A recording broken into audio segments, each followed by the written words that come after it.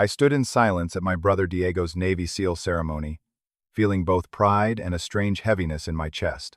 For 8 long years, my family believed I was nothing but a dropout, a disappointment who failed basic training. Today, watching Diego achieve what they thought, I never could brought back every dismissive glance, every holiday dinner, seated away from the successful relatives. None of them knew the truth about my classified career, the medals locked in a safe thousands of miles away. Then his general looked up, his eyes finding mine in the crowd. Before I tell you how my family's perception of me changed forever that day, let me know where you're watching from in the comments below. Also, hit that like button and subscribe if you've ever been misunderstood by those closest to you. Growing up in San Diego meant the ocean was in our blood, but for the Garcia family, the Navy ran deeper still. Our home in Point Loma overlooked the naval base where generations of Garcia men had reported for duty since my grandfather arrived from Mexico and enlisted to earn his citizenship during World War II. My father, James Garcia, was a decorated Navy veteran who served 27 years, retiring as a commander after multiple deployments. The walls of our family home were shrines to his accomplishments, shadow boxes displaying medals, photographs with admirals and commendations that told the story of a man who believed military service was the highest calling. My mother, Sarah, had adapted to military life with grace. Though not from a military family herself, she embraced the culture, volunteering with Navy spouse programs and managing our home during my father's long deployments. She was loving but ultimately deferred to my father when it came to decisions about us boys and our futures. Diego was 4 years younger than me, but seemed born for military life. Even as a child, he excelled in swimming, running, and anything physical. By high school, he was breaking records on the track team, winning swimming competitions, and demonstrating natural leadership that made my father beam with pride. I was different. While physically capable, my strengths lay elsewhere in strategy games, language acquisition, and analysis.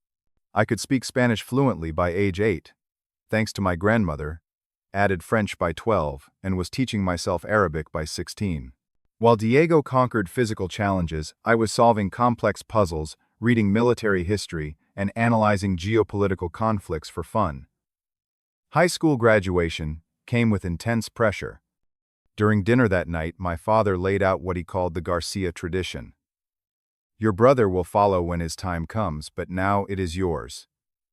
Pablo," my father said, clapping a heavy hand on my shoulder. "The recruitment office is expecting you next week. Make us proud." I nodded, keeping my thoughts to myself. I had already been approached by a different kind of military recruiter, one who valued my analytical mind-language skills and pattern recognition abilities. During a national language competition in my senior year, a man who introduced himself as Professor Williams had discussed intelligence work, suggesting I consider college with an eye toward government service.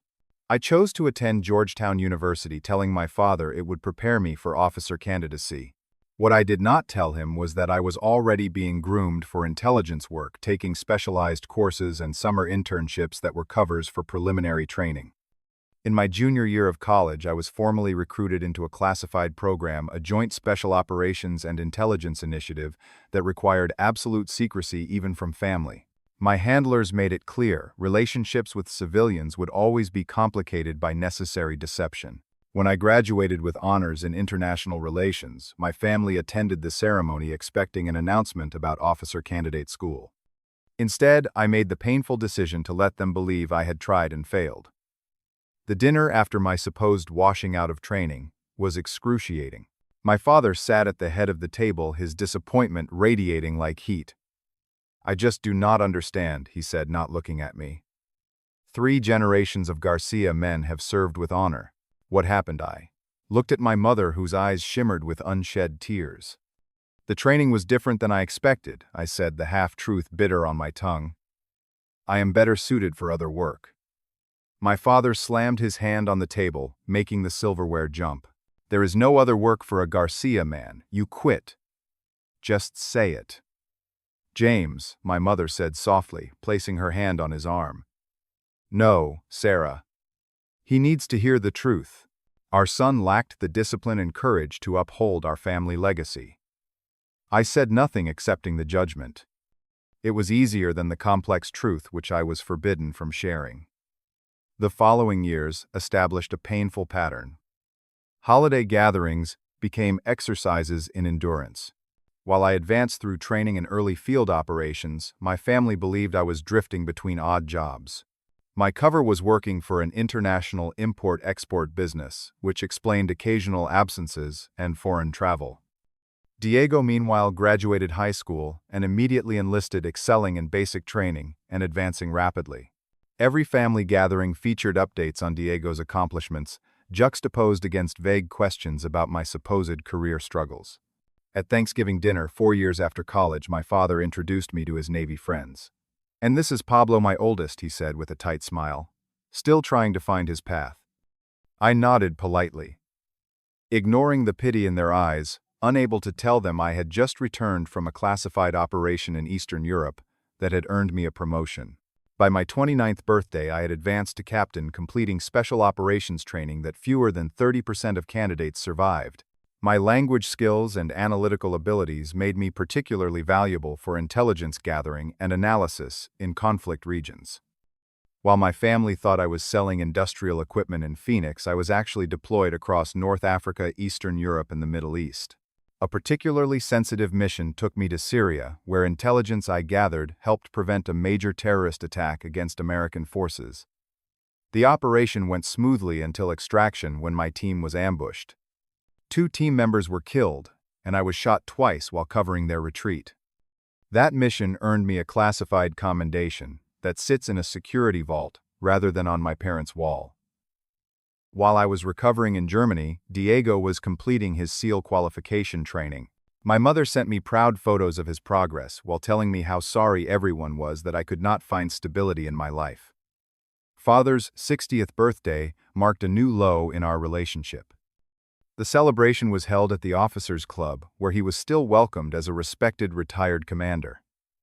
I was seated at the far end of the table, away from the successful relatives and my father's Navy friends.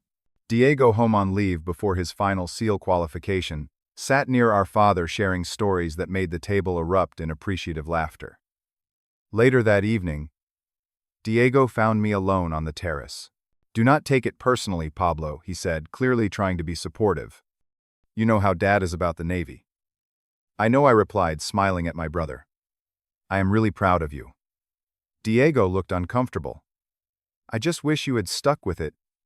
You know, you are smarter than me. You could have been an officer by now."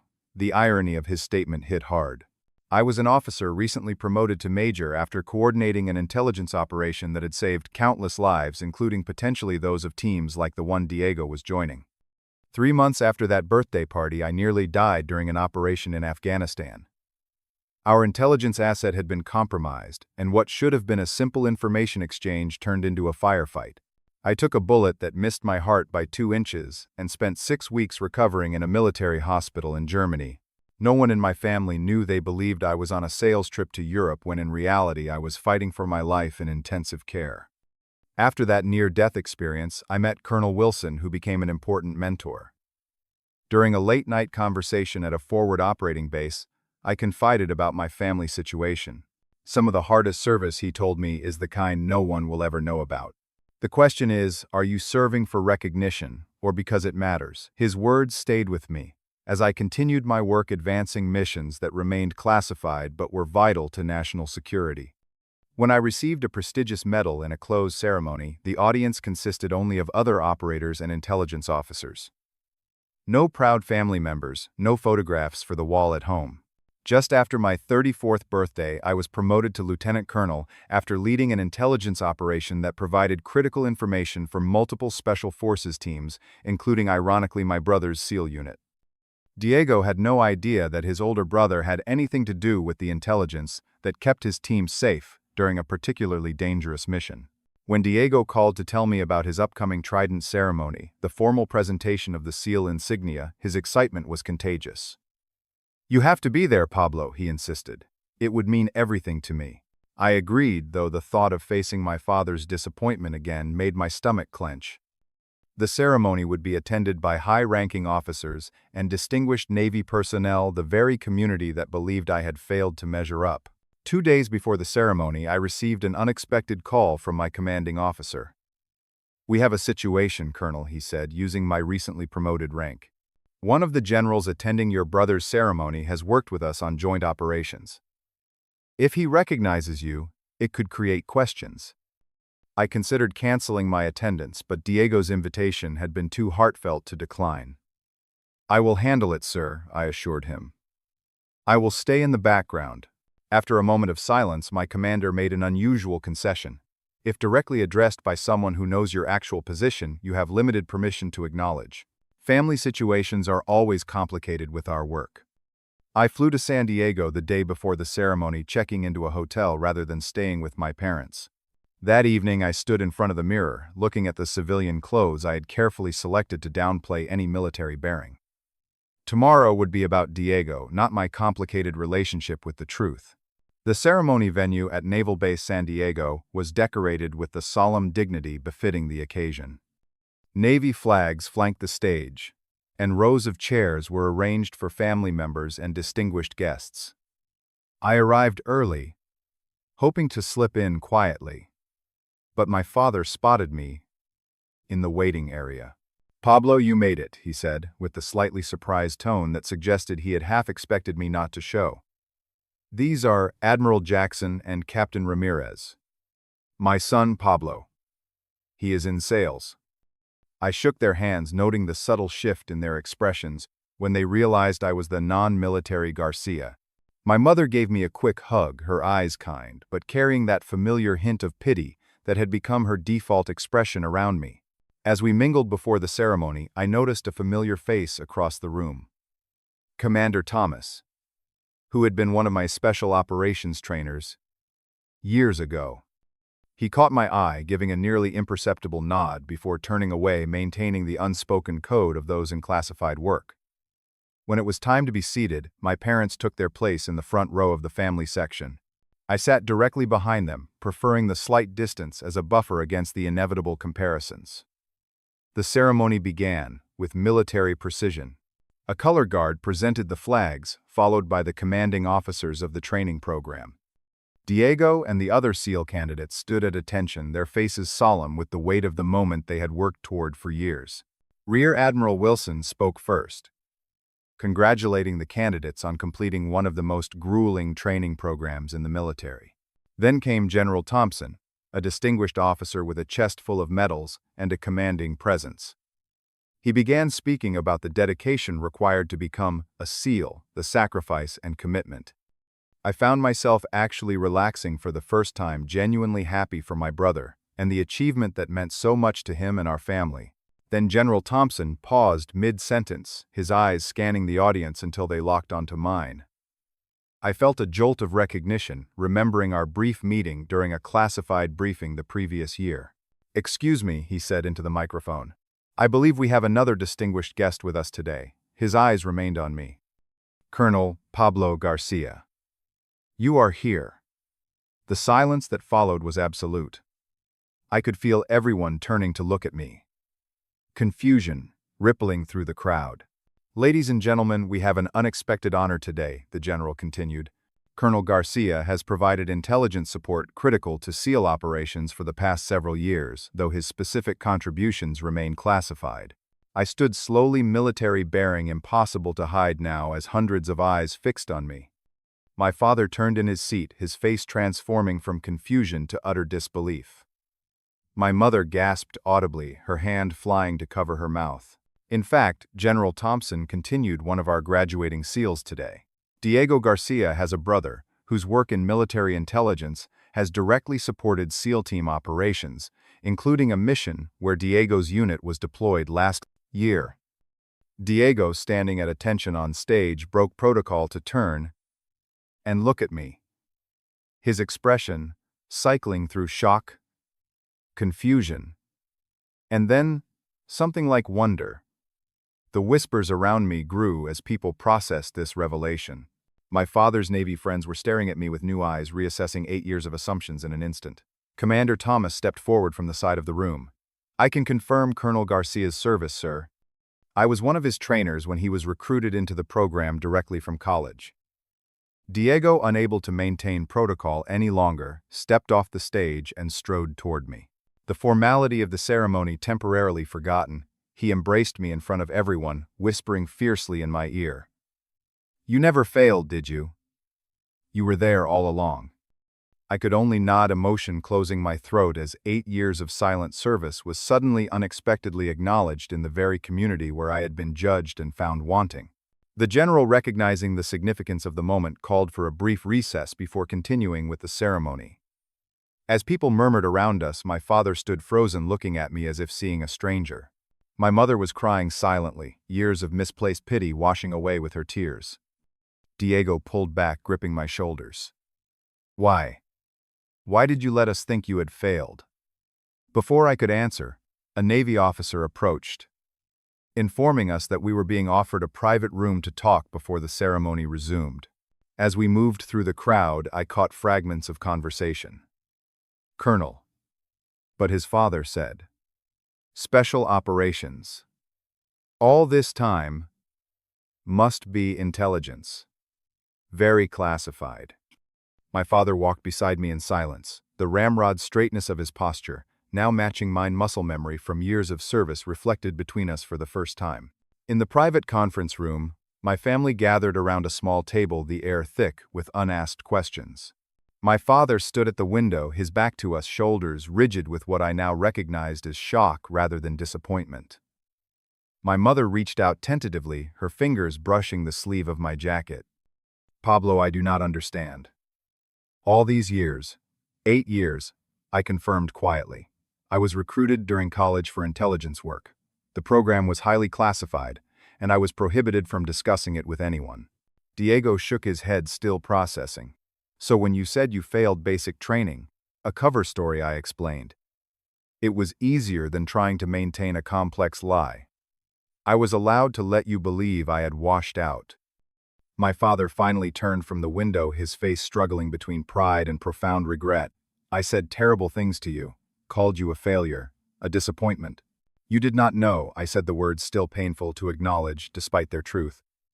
"I made peace with that years ago." "Colonel," my father said, testing the rank that now defined me in his eyes. "How, when I gave them the outline, I was permitted to share.